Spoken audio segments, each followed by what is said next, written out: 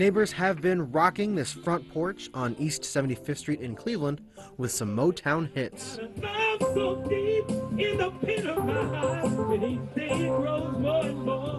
On this evening, despite some rain, the crowd stuck around, and so did the good times.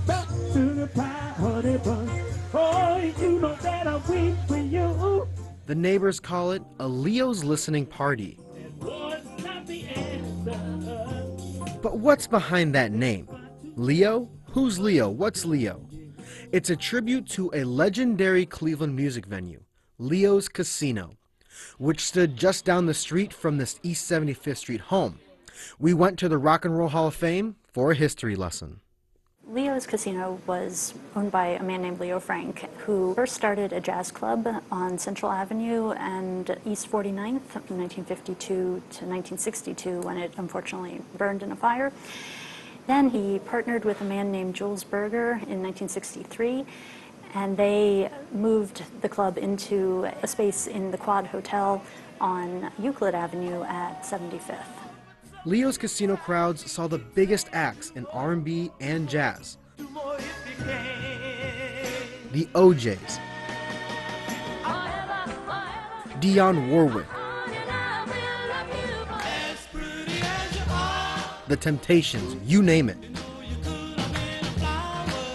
The Rock Hall honored Leo's with an historical landmark plaque in 1999. And it was the first venue inducted into the Rhythm and Blues Hall of Fame in 2013. Leo's was a stepping stone to a lot of entertainers. That's Freddie Arrington. He was the Leo's Casino MC extraordinaire. But half the time I thought the club was mine to payday, then I realized that I didn't own it. Arrington described Leo's as a black and tan club, meaning everyone was welcome no matter the color of your skin. We didn't separate anybody from anything. And you would meet people that you would never come in contact with them. Was the integration intentional? Yes and no. Because I'd say yes, because we didn't reach for black entertainment only, we reached for entertainment. And that's what we wanted, what the people liked. I'd get on the stage and I'd tell people in a minute, say, hello to your black and white brother. The only color we recognize in here is green. And we meant that. Well, we recognize the green now.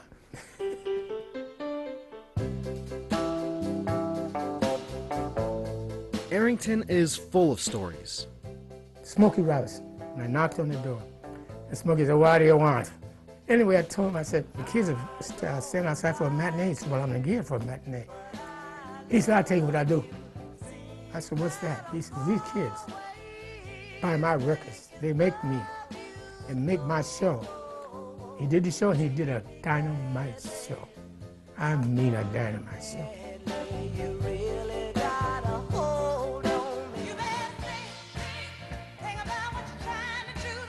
Take Aretha Franklin.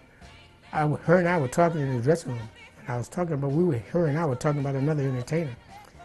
And I'm programmed to come out as an MC, programmed to bring her on. I said, blah, blah, blah, blah, blah, blah, ladies and gentlemen. I called that person's name, and it wasn't the right name. The whole audience said, and Aretha was standing there, she was smiling. And she walked up on stage, after I said, Aretha Franklin, and she walked up on stage and she kissed me on the cheek. In 1966, racial tensions in the city sparked the Huff Riots. During the violent week, the Supremes were in town. The riots were 3 blocks away from Leo's when the riots started. The house was jam-packed. We had standing room only and line outside. So I got on the stage. I said, police want us to shut down. I said, we want to know, what do you say? We said, we feel home. We feel free. So I told the police, and I told Leo. And they said, well, we don't want you to do the show. I said, the people paid their money, and we're going to give them the show. When the riots were going on, we, the Supremes, continued with the show. Mary Wilson of the Supremes, she remembers. Having a venue, a place like Leo's Casino, and it being, we knew that that place was safe. I think people enjoyed being there, because then you have to go out and face life inside Leo's Casino. You know, you're in there with the music, you're in there with what was going on, and so this was better than out there. To Wilson, performing at Leo's was kind of a big deal. Pretty much the first time we the Supremes were performing in a nightclub was here in Cleveland. So that's pretty monumental in terms of our growth. We were very young. So for us to perform at a venue like Leo's Casino, it was as if we had already made it. You know, we didn't have to hit records, but we had already made it because we were performing in a venue like Leo's Casino. All of these big-time acts coming through Cleveland's East Side created indelible memories. Oh, she may be weary. Them young girls, they do get wearied.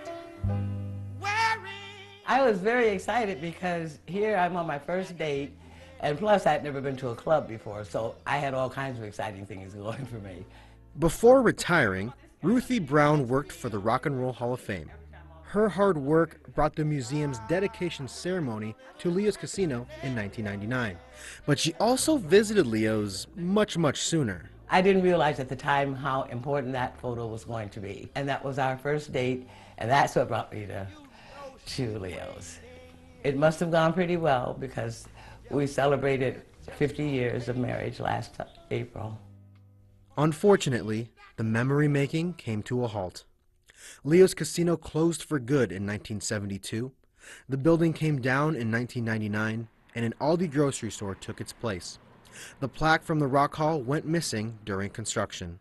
Leo's Casino stood in the Huff neighborhood, more specifically, its Ingleside Historic District.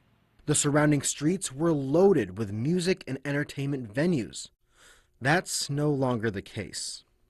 I think that it should be that again. Ron and Maria Fuqua have pushed for change in the neighborhood since moving to East 75th Street in the 1990s.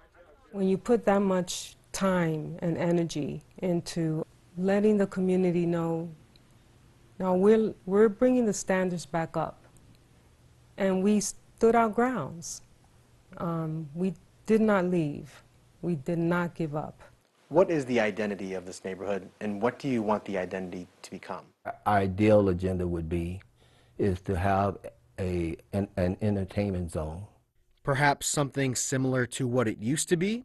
Gabriel, I think people are hungry for entertainment in this area. I really do. I think if the right circumstances are put together, and I'm not saying that we are the right people for the task. I'm not saying that.